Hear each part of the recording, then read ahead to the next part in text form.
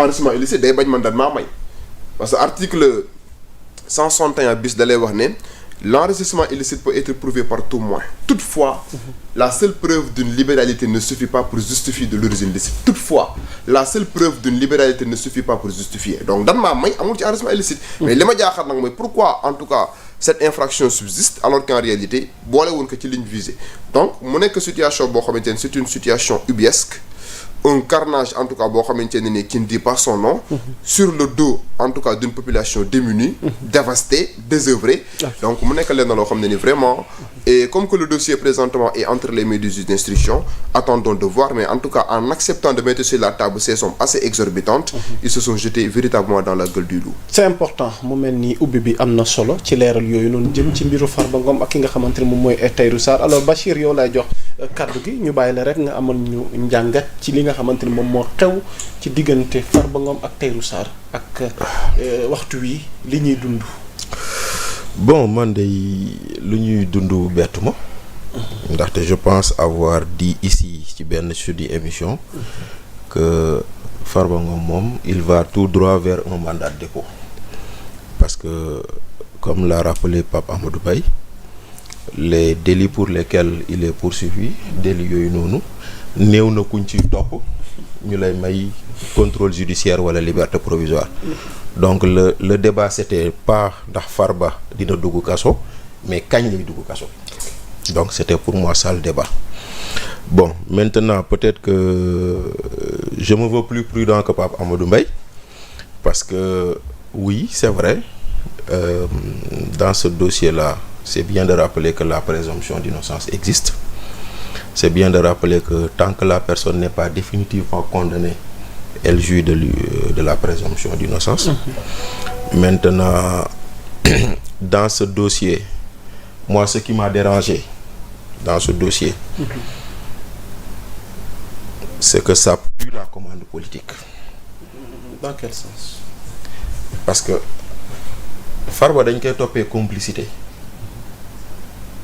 n'est-ce pas? Kan mooy le principal ici? Tahirou Sarr. Mais on a plus parlé de Tahirou, de Farba que de Tahirou. Et la preuve, on a d'abord arrêté le complice avant d'arrêter l'auteur principal ou présumé auteur principal. Mais loolu ci benn dossier la. Non mais peu importe. C'est-à-dire que Farba, dans tous les dossiers dans lesquels il est impliqué, il est complice supposé de Tahirou.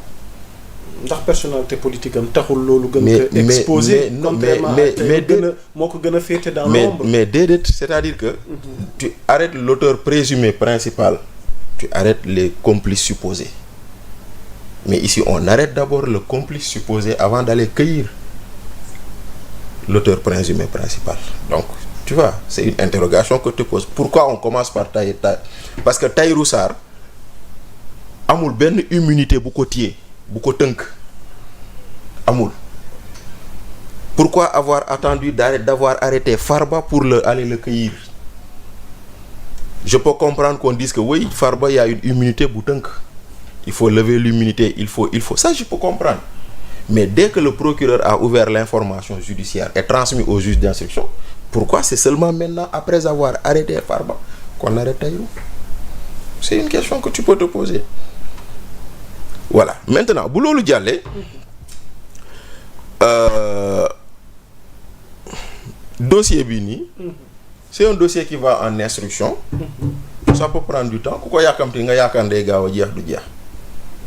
Mais tu dois t'interroger, c'est ma deuxième interrogation dans ce dossier. Xam nga mooy lan?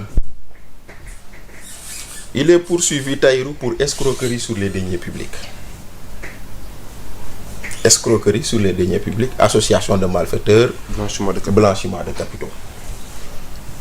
Mais pour que des deniers publics puissent quitter le trésor public pour aller dans un compte privé, Pape Amadou moo ko gën a jàng, il y a toute une opération et toute une ingénierie financière derrière. Une chaîne. Parce que d'abord, il faut un bon de commande si c'est un marché public, n'est-ce pas? Après, le bon de commande, il faut que le marché soit enregistré aux impôts. N'est-ce pas? Il faut qu'on dise que le marché a été exécuté et que toutes les pièces justificatives de l'exécution du marché soient présentées. bu fekkonte ne loo livré la nga indi bon de commande bon de livraison ñu defal la attestation de service fait ni ñu koy waxee attestation de bonne exécution. Tout à fait. ñu laaj la quitus fiscal nga dem trésor uti ko xam nga impôt indi dugal sa facture bu dee c'est une société nu mu tuddati agence wala yu mel noonu le DAF qui est là-bas prépare le dossier jox ko AC bi agent comptable bu fa ne agent comptable certifié ñu jël yóbbu trésor mu dem koof jël mu dem ñu dugg ordonnancement liquidation ak paiement mu nekk yeneen procédure après ñu soog a ne fay leen mu soog a dugg sa compte donc léegi nag ana ñii ñëpp dans cette affaire ana ñii ñëpp nga xam ne bu fekkente ne y'a escroquerie sur les deniers publics seen loxo génnu ci. Est-ce que Bachir au cours de la procédure au cours de l'instruction c'est li nga wax c'est détails yi nga xamante ni def na ci taxaw sa démanteler. waaw léegi mais non logiquement je suis d'accord mais maintenant je suis d'accord on parle d'association de malfaiteurs. Tout à fait. On parle d'escroquerie sur les deniers publics. Tahirou ne peut pas escroquer les deniers publics sans la complicité de fonctionnaires. Ils sont bien d'accord. Kon nag maintenant pourquoi arrêter Tahirou et ne pas arrêter en même temps les non pourquoi dinañ arrêter. Non dinañ leen arrêter. Pape Amadou pourquoi dinañ logiquement waaw mais lu tax arrêter wuñ leen en même temps. Non attends Bachir attends. xam mais lu tax arrêter wuñ leen. mais xam nga moom mi nga xam ne moom la affaire bi concerné au premier chef. moom Tahirou. Oui.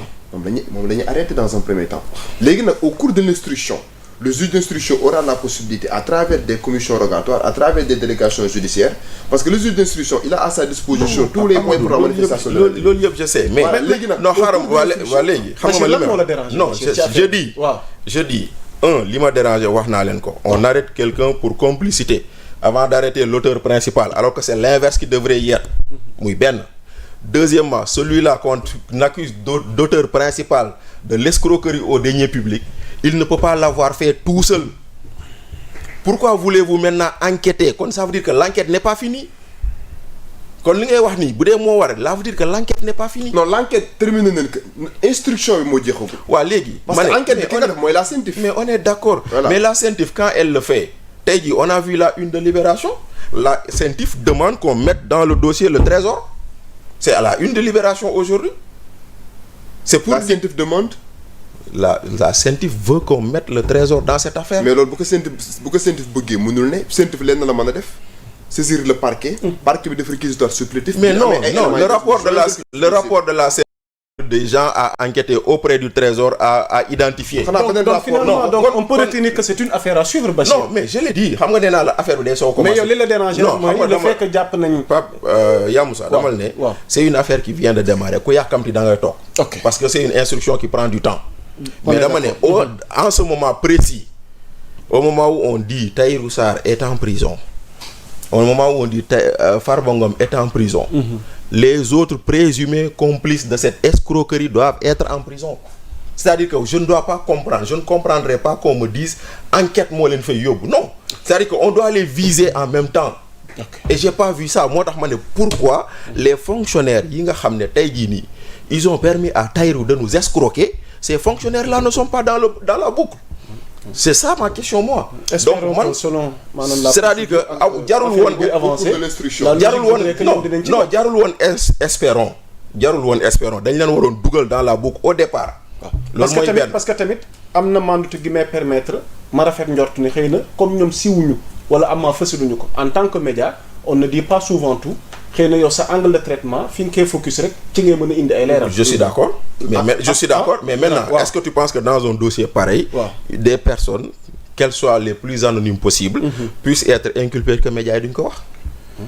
On peut ne pas faire focus sur eux. Je suis d'accord. Non inculpé gul leen moom mais dinañ leen inculpé ba moo dul yoon. Pape Amadou mais moo dul yoon grand. Bachir dossier c'est-à-dire que dossier boo ubbi tey jii maag yow mënuñoo ànd ñu ne dañoo deal. ok ñu maag yow mënuñoo ànd ñu ne dañoo deal ñu jàpp ma ñu xam ni maag yow ñoo dealandoo.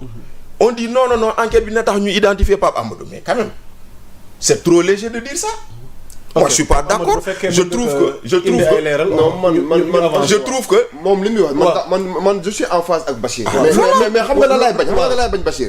je veux pas que ñu mettre la charrue avant les bœufs. Quelle charrue? xam nga bu nekk c'est le parquet qui met la charrue avant les bœufs. non parce que lu ñu def nii c'est vraiment orienté politique. non et loolu lañ ciy bañ ñun ñëpp. non xam nga le parquet Bachir xam nga le parquet ñu déglu ko parce que yow bëgg naa nga daaneel ci politique bi nga tudd ci mbir mi. Bachir xam nga le parquet. li ko waroon ci mbir mi xam nga mooy lan. xam nga en la matière dama ñu enquête préliminaire. dossier bi amul enquête préliminaire. parce que ñoom Farba kenn placé wu leen en garde à vue. je suis d'accord voilà bu dossier bi bu CENTIF dafay travail ba pare yoon daf ko tënk da nekk saisir directement le procureur. léegi procureur moom bu ko CENTIF joxee. le rapport de la CENTIF vaut enquête. Très bien. Je suis d'accord. Voilà, vous avez compris. léegi procureur bu defee ce qu'on appelle la qualification juridique des faits en fonction des éléments yi nga xam ne moom la rapport bi indi. ñi nga xamante ne tey jii ne ñoom la ko CENTIF visé la ñoom lay visé en attendant léegi présentement ñu ngi en phase d'instruction mais interrogatoire de première comparution moom moo amagul ñu inculpé leen léegi interrogatoire au fond amagul. xam nga la mooy interrogatoire au fond. je suis d'accord ba tey interrogatoire au fond bu ñu fa àggee. je suis d'accord ba tey fa lañ leen di interroger au fond pour ñu xam carrément yéen lii ngeen doon def ñeen ngeen ci lëkkaloo loolu. bu fekkente ne par exemple am na ay tur yoo xam ne judd na ci loolu le juge d'instruction aura la possibilité d'actionner ñi nga xam ne ñoom ñooy les officiers de police judiciaire ñu dem jàpp ñooñu ñu inculper leen bu leen di placer sous mandat de dépôt. léegi nag le problème qui se pose ici. c'est la nature le problème qui se pose ici c'est la nature de l'infraction visée. Si on avait visé blanchiment de capitaux, si on avait visé leneen mais escroquerie aux deniers publics, c'est ça le problème. Celui qui n'a jamais géré de deniers publics peut-il être poursuivi pour escroquerie aux deniers publics? Moi, je prends toujours ça. Je pose cette question en vous rappelant ce qui s'est passé ici dans le dossier qu'on a appelé le dossier des phytosanitaires. Sous Ablaye Wade, on a vu ici les affaires qui sont passées au plan Jaxaay. Ñu tudd ci une dame que tout le monde connaît, Aïda Ndiongue. Un dossier qui faisait 47 milliards.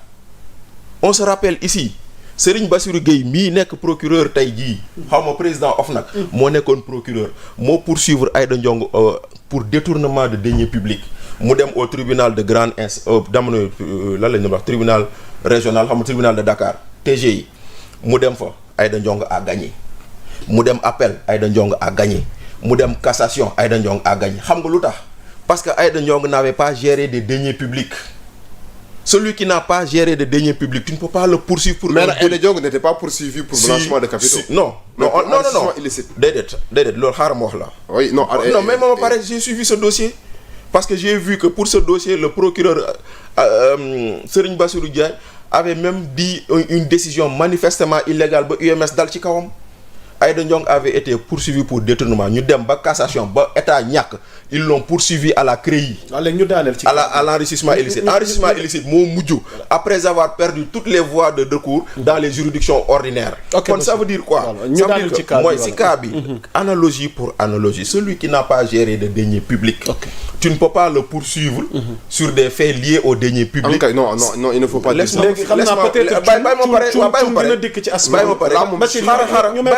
bàyyi ma pare tu ne sais pas fan laa bëgg a dem. Tu ne peux pas le poursuivre comme auteur principal sur les deniers publics parce que Aïda Ndiongue elle pouvait être poursuivie que pour complicité. ñu wax ci cas bi. Mais même cas la que pour complicité. Cas Aïda Ndiongue ak cas bi. Même cas la parce que ici on parle d'escroquerie aux deniers publics tu poursuis Tahirou Sarr pour complicité je suis d'accord mais comme auteur principal mënul nekk parce que géré wuñu. Mais a-t-on dit qu'il est l'auteur principal? mais waxuñu ko de. Instruction la jëm. mais c'est la qualification du fait. Non c'est-à-dire Bachir. léegi ñu balaa ngaa dem ci cuun Bachir d'accord ak man ci benn affaire. waaw en droit, il y a ce qu'on appelle un conflit de qualification en matière de procédure pénale.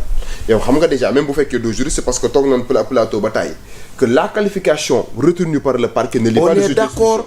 La qualification retenue par le juge d'instruction ne lie pas la tout à fait d'accord ba tey. waaw mais léegi bul jouer ci qualification yi nga xam ne moom ñu retenir. Mais je dis aujourd'hui cette qualification d'escroquerie, on ne peut pas la placer sur la tête de Tahirou et de Farba comme complice sans pour autant y placer les gens du trésor qui ont donné. Mais loolu dina am moo tax pourquoi muy am après. mais pourquoi muy am après pourquoi du am léegi c'est ça la question. Pape Demba Thioune pourquoi amul léegi peut-être yow it di nga ñu wax pourquoi mu am après bu dee am nga ci xalaat mais dama lay bàyyi kàddu gi yow it nga amal sa njàngat ci bile dossier.